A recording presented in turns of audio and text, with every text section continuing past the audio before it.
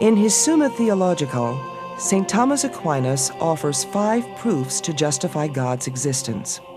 1, the cosmological proof, results from the study of the universe. It attempts to prove that there must be either a sufficient reason or a first cause for the existence of the cosmos. Since there's some controversy about what on earth sufficient reason could be, let me just replace that with the principle of universal explanation. If your car won't start, there's an explanation. If a certain virus is spreading in Eastern Africa, there's an explanation for the fact that it's just started to spread. Things don't just happen. There's always an explanation. If there were an ultimate explanation for everything that comes about, then what you need is a being which is not capable of coming into being. So it connects with the ontological argument. If there is something not capable of coming into being, then that won't fall under the premise everything that comes into being must have a cause. It is certain and evident to our senses that some things in the world around us are moving. Now, if something is moving, it must have been moved by something else. But this cannot go on to infinity, because then there would be no first mover. So, there must be a first mover that is not itself moved. And this first unmoved mover is what we mean by God. Thomas Aquinas.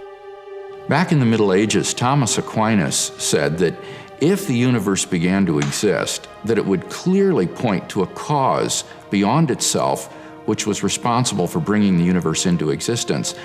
But Aquinas, of course, had no way of proving that the universe began to exist, so he always tried to prove the existence of God on the more difficult hypothesis that the universe was eternal in the past. But current scientific theory suggests that the universe did have a finite beginning some 15 or 20 billion years ago, in an event known as the Big Bang. Well, the Big Bang theory is really a startling theory because we see all the clusters of galaxies in the galaxies, which are groups of stars. If you look in every direction, they're all receding from us. And the further they are from us, the faster they're receding. Now, the inference that's drawn from that is that at some time in the past, they were all piled up on top of each other.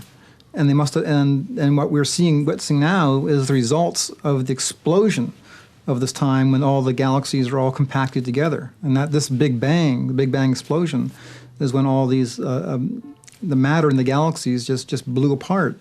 And the mystery is according to current scientific laws, there can be no cause of this original explosion. The Big Bang theory offered a paradigm shift in the modern cosmological debate. The universe wasn't a static, eternal, necessarily existing entity, but one with a finite beginning created out of nothing. Why did this universe come to exist? What the Big Bang model points to is that in fact the universe is not eternal in the past, that the universe began to exist, that it came into being out of nothing, and therefore it drops into the lap of the philosopher precisely that missing premise that Thomas Aquinas thought made it obvious that God exists. In order to be a transcendent cause of all matter and energy, space and time themselves, this cause would have to be itself uncaused, timeless, spaceless, and therefore immaterial, changeless, and enormously powerful, which are some of the core attributes of what theists have always meant by God. But I think that argument has strength at most only so far as it shows that there may be some cause or other of our universe. But to go from there and say it's a God is a big leap. I mean, for all we know, the cause could be a contracting cycle of a previous universe, or it could be a black hole in some other universe that imploded, and our Big Bang explosion is just a result of that black hole. Big Bang singularity, the initial explosion, was completely unpredictable, with no physical laws to predict its behavior. To some, this is evidence against the Big Bang as being caused by a supreme being.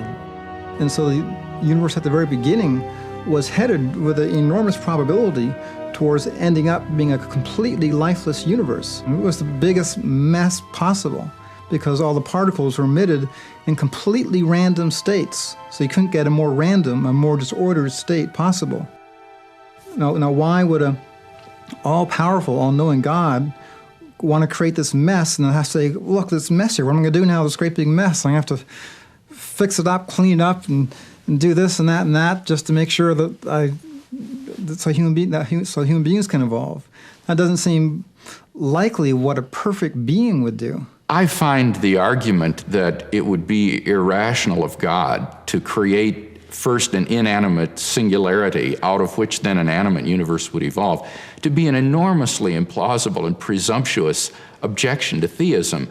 It seems to me that God is at liberty to create whatever state of the universe initially he wanted to, and that it may be the fact that God delights in the creative activity of fashioning a beautiful world, beginning with the raw material given in the singularity.